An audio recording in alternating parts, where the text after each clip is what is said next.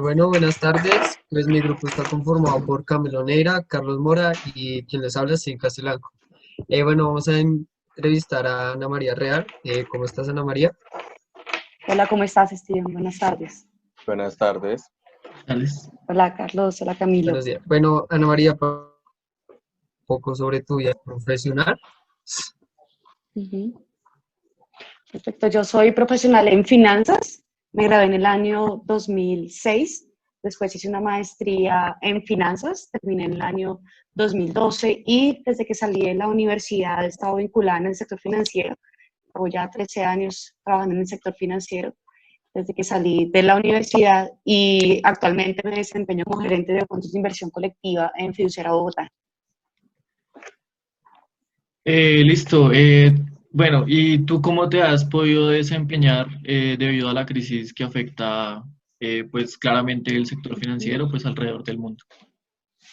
Sí, pues como tú le dices, Camilo, ha sido una crisis no solamente que estamos viviendo nosotros a nivel personal y en nuestros hogares, sino ha sido un impacto muy fuerte en el sector financiero. Personalmente, en donde yo me desempeño, que son los fondos de inversión colectiva, tuvimos un impacto muy importante durante el mes de marzo y fue una desvalorización de los activos en los que invierten los fondos. Todos los activos del mercado se desvalorizaron durante el mes de marzo y posteriormente han tenido diferentes impactos o se han comportado de diferente manera, algunos recuperándose, otros todavía en periodo de recuperación, y laboralmente el reto más importante fue afrontar esta desvalorización del mercado, que sin lugar a dudas ha sido la crisis más fuerte que hemos visto en la actualidad o en la historia reciente de nuestro país, ya que en muchos aspectos esta solamente es comparable con la Gran Depresión de 1929, situación en la que ninguno de los que estamos en este momento afrontamos o nuestras empresas estaban en ese momento. Entonces, ese ha sido un reto bastante interesante e importante. Bueno, Ana María, ¿tú por qué crees que se desvalorizan los mercados en la economía debido a la Uh-huh. coyuntura que se vive? Los mercados se desvalorizan porque los mercados siempre se anticipan a lo que consideren vaya a suceder en la economía con los diferentes factores macroeconómicos. Lo que nosotros vimos en el mes de marzo fueron los mercados teniendo en cuenta el peor de los escenarios ante la posible crisis. Inicialmente empezamos finalizando el mes de febrero con una desvalorización en activos y renta variable y posteriormente en el mes de marzo un impacto de renta fija a nivel mundial. ¿Qué tuvieron en cuenta los activos durante este periodo? Básicamente lo que nos hicieron fue reflejar un escenario negativo de contracción económica finalizando el año 2020. Entonces tenemos que tener claro que los mercados no van a esperar hasta que nosotros en Colombia tengamos un PIB negativo para reflejar ese impacto en la economía y para que las empresas, sus acciones comiencen a reflejar eso en el valor de mercado de renta variable, sino esto es reflejado previamente por el mercado. Entonces, de esa manera, eso fue lo que nosotros vimos en marzo, un mercado de valor reflejando cómo el sistema financiero, las diferentes actividades de los diferentes sectores iban a perder valor con una economía en contracción, como en efecto vamos a ver finalizando el año 2020. Listo. Bueno, Ana María, con la situación que estamos viviendo y eso, ¿tú crees que es importante que las personas inviertan en este momento en los fondos? Es importante que las personas diversifiquen sus inversiones y que tengan en cuenta cuáles son sus objetivos de inversión para tomar así posición. ¿Qué es lo que considero que es necesario que todas las personas siempre tengan invertidos sus recursos con un propósito de corto, mediano y largo plazo? Entonces, tal vez si yo no he sido un inversionista, puede que este momento, el ser un momento de volatilidad, no sea un momento adecuado para hacer mi primer ingreso al mercado de valores, pero para aquellos que ya estaban desde antes, es recomendable que, de acuerdo con lo que observen en ese tipo de crisis, se ha observado con calma, que se ha observado con detenimiento y que no tomen decisiones apresuradas.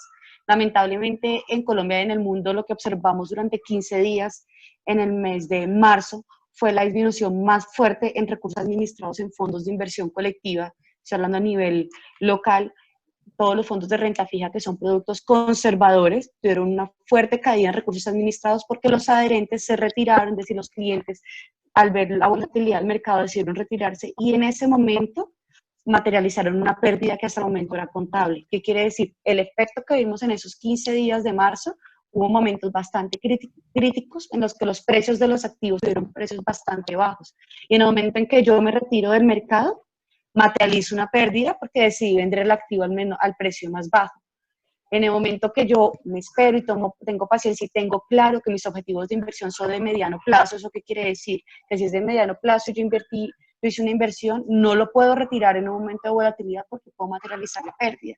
Entonces puede que no sea el momento adecuado para entrar a invertir si no he tenido yo participación previa en un mercado de valores, porque seguimos en un ambiente bastante volátil, pero la mejor enseñanza que nos ha dejado esta crisis es que la diversificación de activos y aquellos inversionistas que dejaron sus inversiones durante más tiempo tuvieron el mejor resultado en este momento actualmente en la crisis. Y completando la idea anterior, diversificar las inversiones siempre es el mejor de los escenarios. ¿Qué quiere decir diversificar? Tener posiciones entre activos conservadores, moderados y riesgo alto, que en un momento de crisis logre tener esos efectos contrarios. ¿Qué sucede? Si yo hubiese tenido inversiones en dólares, inversiones en pesos, en este momento esa diversificación del mercado de alguna manera tuviese compensado porque la devaluación fuerte que tuvimos durante mediados de marzo contrarrestó la desvalorización de activos de renta fija. Entonces, este escenario, a pesar de la coyuntura adversa que nos entrega, nos indica que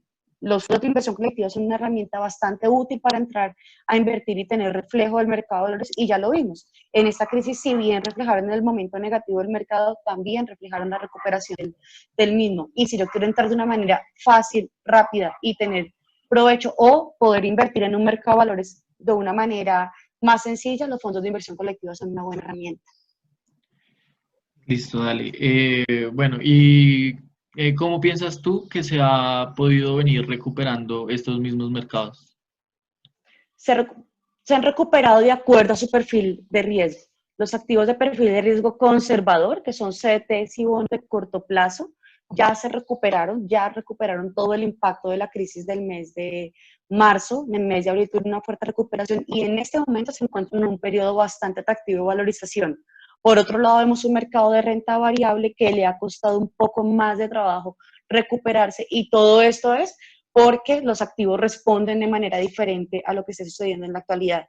Aquí hago referencia, todos están inmersos en un mercado de crisis, como lo tenemos, pues todos los activos, tanto renta fija o renta variable. Entonces, ¿por qué un activo o un CDT de corto plazo o unos fondos que invierten en corto plazo se recuperaron ya, mientras que un activo de renta variable no lo ha hecho? Básicamente, los activos de corto plazo, CDTs y bonos, están regidos principalmente por la tasa de intervención del Banco de la República o la inflación, es decir, estos indicadores macroeconómicos son el eje principal de este tipo de activos. Y en la medida que el mercado comenzó a darse cuenta de la magnitud actual y el mismo Banco de la República comenzaron a tomar medidas en términos de liquidez que ustedes ya pueden evidenciar, siendo la más importante la disminución de tasas del Banco de la República. Entonces, ¿qué hace una disminución de tasas del Banco de la República? Los títulos que se comportan de acuerdo a estos indicadores macroeconómicos de corto plazo comienzan a disminuir sus tasas de valoración y eso implica un aumento en los precios. Esto ha permitido que esas medidas de liquidez que dio el Banco de la República durante el mes de marzo, con disminución de 50 básicos en marzo, otros 50 básicos en abril, se esperan 50 básicos en el mes de mayo, sean un efecto positivo para los activos de corto plazo. Por otro lado, los activos de renta variable están descontando los posibles impactos que este retroceso en la economía va a tener finalizando el año o en años siguientes. ¿Qué quiere decir? Los precios actuales de nuestras acciones están reflejando cómo el mercado está viendo el precio de esas empresas en el futuro. Y en ese sentido, esta pandemia todavía no es clara en cuál va a ser el efecto final para una empresa del sector financiero, para una empresa del sector utilities, y es en ese orden de ideas que estos sectores han tenido un mayor inconveniente en el momento de recuperarse, y el mercado de renta variable aún no se ha recuperado, mientras que los mercados de renta fija lo han hecho porque estas medidas de liquidez del Banco de la República le ayudan fuertemente a su valorización y recuperación. Bueno, ahora pues una pregunta como más general. ¿Cuáles crees que son los sectores que se le deberían dar más importancia para reaperturar y así mejorar la economía en el país? Digamos, más allá que los sectores, digamos que el gobierno ha hecho un trabajo importante en lograr entregar liquidez o poder garantizar liquidez para algunos activos. En este momento los primeros que pudieron tomar parte de esa liquidez fueron los activos del sector financiero, y más allá de qué sectores pudiesen impactar, es que el gobierno pudiera garantizar que esta liquidez que el Banco de la República está entregando con menores tasas, con otras medidas adicionales de liquidez, termine llegando principalmente a aquellos que pueden generar un impacto positivo en la economía. Vemos un gran impacto, vamos a tener un gran impacto en sectores como la construcción, porque seguramente va a tener un retroceso o un impacto en algunos sectores como algunos comercios, y sobre todo lo que uno esperaría es que estas medidas que el gobierno está tomando y estas medidas de liquidez puedan llegar efectivamente a estos finales que puedan generar un impacto positivo. Hay algunos sectores que por las consecuencias de la pandemia, así comencemos a reaperturar, todavía es incierto cuál va a ser la forma de trabajar en un futuro. Acá hago referencia a que tenemos un espejo bastante fuerte o una imagen bastante importante, y es cómo está comenzando a reactivarse el mercado en Europa, donde ya el pico de la pandemia pasó, y lo que estamos viendo, o incluso en China, lo que estamos viendo es que algunas actividades que se abrieron definitivamente al público todavía no se comienzan a reactivar por un mismo temor de las personas. Los restaurantes no se están llenando, las personas no están saliendo, los centros comerciales no se están llenando. Entonces todavía hace falta poder tener claro cuál va a ser el efecto final, porque no necesariamente ayudar a un sector en específico va a garantizar que la economía repunte. Por ahora es un papel muy importante del gobierno en garantizar que esa liquidez que está dando el Banco de la República sea transmitida de manera final a aquellos empresarios o inversionistas que pueden ayudar a empujar un poco la economía. Listo.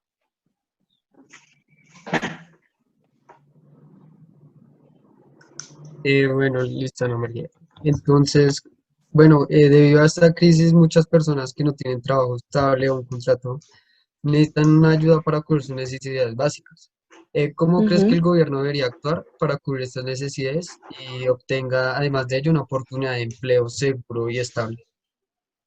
Pues en este momento es uno de los puntos más fuertes que vamos a ver en el retroceso de la economía, que va a ser el aumento del desempleo. Nosotros estábamos con cifras bastante importantes de desempleo al inicio de este año, y cosa que vamos a ver bastante fuerte, donde incluso comparativamente con un mercado estadounidense, donde vamos a ver un impacto que puede llegar al desempleo a niveles del 20%, acá lo vemos en niveles similares o superiores. Acá tenemos un nivel de informalidad mucho más alto. Entonces, todavía no está, creo que personalmente esto va a ser una crisis social importante, donde no tenemos referencias en el futuro, perdón, en el pasado próximo, y o sea, en el pasado más reciente, y vamos a ver un impacto de una crisis en temas de desempleo muy, muy fuerte. Lo que vemos diferente en Colombia, como lo vemos en otros países, es un gasto fiscal mucho más importante, o un gasto público del gobierno. Esa liquidez que está inyectando el Banco de la República, que es una inyección de liquidez que también están dando otros bancos centrales en el mundo, lo que uno puede observar es que en otros países tienen la capacidad, como ya lo está haciendo el gobierno en este momento con Familias en Acción, para algunas familias, y es inyectar liquidez directamente a la familia. Así quiero decir, nosotros en este momento no nos estamos viendo impactados con la liquidez del Banco de la República, que era el punto anterior que estábamos tratando. Lo que sucede en algunas economías un poco más avanzadas es que esa liquidez logra inyectarse directamente en los hogares.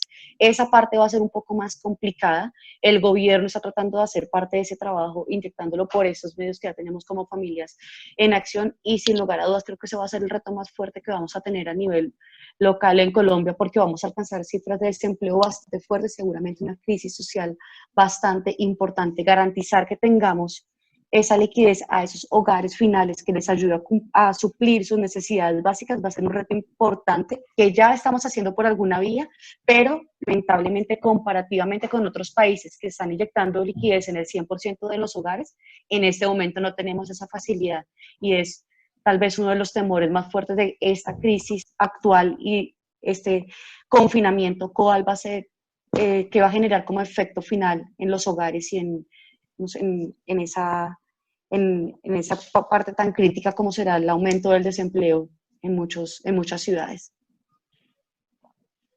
Listo, Ana María.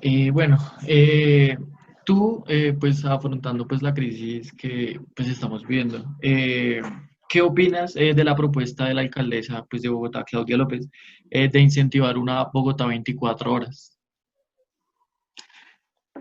Ese es un, personalmente lo que considero es una buena medida, es una buena medida en el sentido de querer reactivar el mercado. Lo que sucede es que lo que uno está viendo ya en otros países es que las personas no están saliendo a comprar y ya algunos empresarios como Mario Hernández, que es empresario de calzado y bolsos, ha dicho, ¿para qué pongo a trabajar mi empresa si todavía no es cierto? Si voy a poder empezar a vender este tipo de productos en los centros comerciales. Y ese es un tema muy importante. Puede ser una buena medida, también han salido propuestas como quitar los festivos, como ampliar jornadas laborales, y necesariamente puede ser una opción viable, incluso bastante efectiva en que intentemos reactivar la economía, pero eso personalmente considero que no nos garantiza que efectivamente tengamos una reactivación de la economía, porque no es claro que vayamos a responder todo siendo hacer más compras en el mercado, tanto por la incertidumbre que podemos tener en términos de cuáles van a ser nuestros ingresos en el futuro, como el mismo temor a tener un acercamiento en espacios públicos, que es uno de los factores que en este momento vemos bastante complicado. Entonces, puede ser una buena medida, pero no necesariamente considero que vaya a responder de la misma manera, porque estamos viendo en otros países que la economía pues, se esté reactivando, no se está haciendo en la misma velocidad que habríamos esperado inicialmente. Listo, dale. Y bueno, ¿tú cómo crees que Duque se ha desempeñado a lo largo de esta coyuntura? O sea, esas decisiones que ha tomado, ¿sí han sido como las más acertadas, a tu opinión?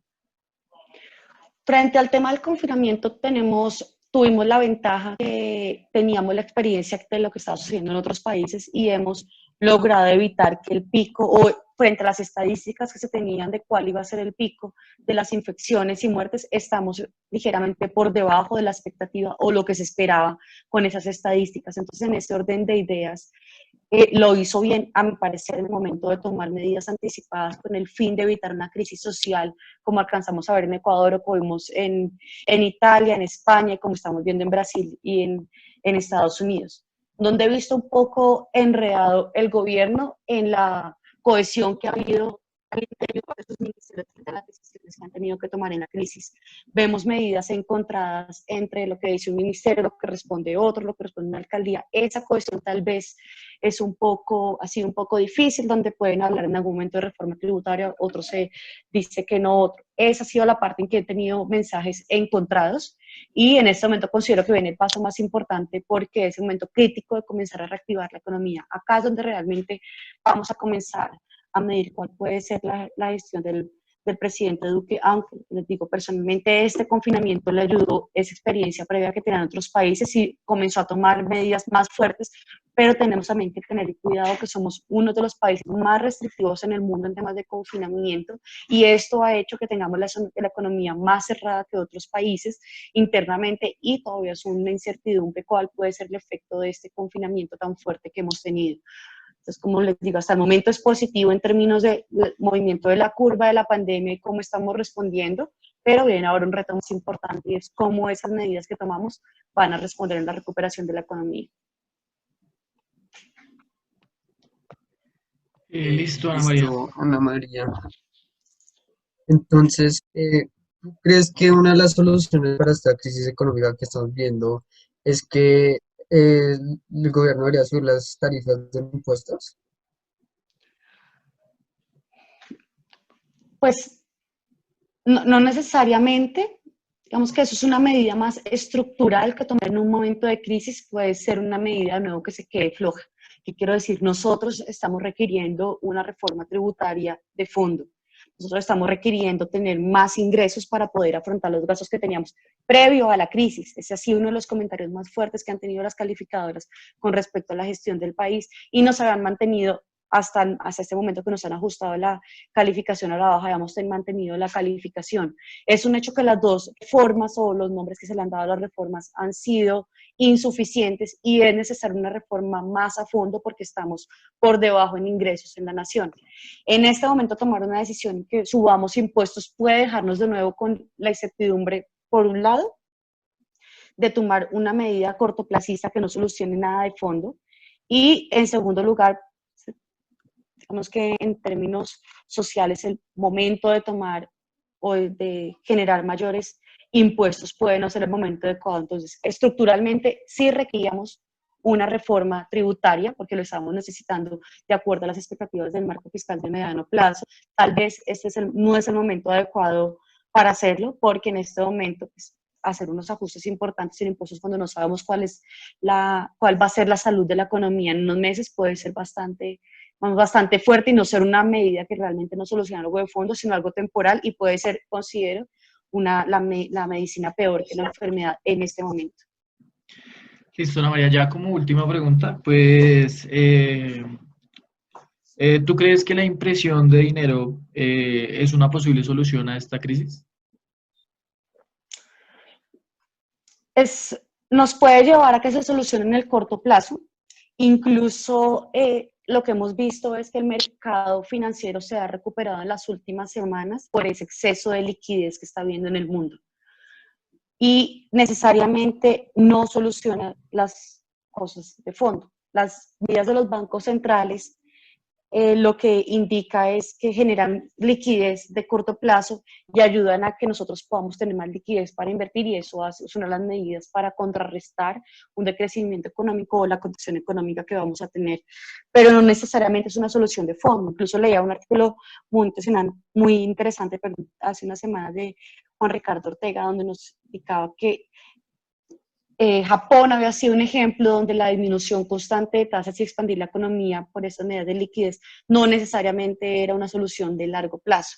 La solución de largo plazo va a ser una inversión del gobierno y que de esta manera en la fórmula de PIB no entre ser el consumo de los hogares el que aumente el PIB, sino la inversión del gobierno o el gasto público y que de esta manera va a ser un crecimiento sostenible. Entonces, puede que tengamos una recuperación de corto plazo, entregar liquidez en la economía y que tengamos cómo gastarla, definitivamente puede generar efectos positivos y como les decía, es lo que estamos viendo en las últimas semanas en Estados Unidos o en los índices accionarios en el mundo. ¿Por qué tuvimos de nuevo aumentos en el S&P? ¿Por qué volvieron a niveles de septiembre como si no tuviéramos un escenario mucho peor que en septiembre de 2019? Y es porque estamos teniendo más liquidez en la economía. Poner un ejemplo bastante sencillo y es que una medida de liquidez real en los hogares en la economía se dio también en el 2008 después de la crisis subprime y se esperaba que un hogar que recibía aproximadamente $100 después de la crisis, el hogar podía comenzar a recibir, no recuerdo bien las cifras, pero alrededor de $92. Con la inyección de liquidez que daba el gobierno a los hogares, esos hogares iban a comenzar a recibir alrededor de $97, es decir, aumentó sus ingresos frente a lo que se esperaba inicialmente en la crisis. ¿Qué está pasando hoy en día? Hoy la inyección de liquidez es mucho más fuerte. Si un hogar que esperaba recibir $100 bajó con la crisis y se espera que reciba alrededor de $90, la inyección actual en la liquidez de la economía, que en efecto en Estados Unidos está haciendo una consignación en la cuenta de cada hogar, las personas realmente están recibiendo esos recursos, con esta inyección se espera que finalizando este año los hogares tengan un promedio de ingresos de $120. Es decir, realmente las empresas están teniendo más ingresos en sus hogares y esto va a permitir de alguna manera que no dejen caer el consumo. Lo que sucede es, ¿esa es una solución de largo plazo viable? ¿Es una solución larga para el país o simplemente estamos con un efecto como nosotros llamamos internamente en mi trabajo, la morfina de la liquidez? Y es que todos estamos adormecidos con este exceso de liquidez, pero no necesariamente es una solución de largo plazo. Y si uno quiere hacer algo realmente efectivo y estructural, es buscar soluciones de largo plazo y no algo temporal que me ayude a cubrir este impacto que está teniendo la crisis en las diferentes empresas. Listo, Ana María, terminamos. Muchas gracias. Muy buena la entrevista. Muchísimas gracias. No, Gracias. ustedes, muchas María. gracias, con mucho gusto, Muchas gracias. Steven.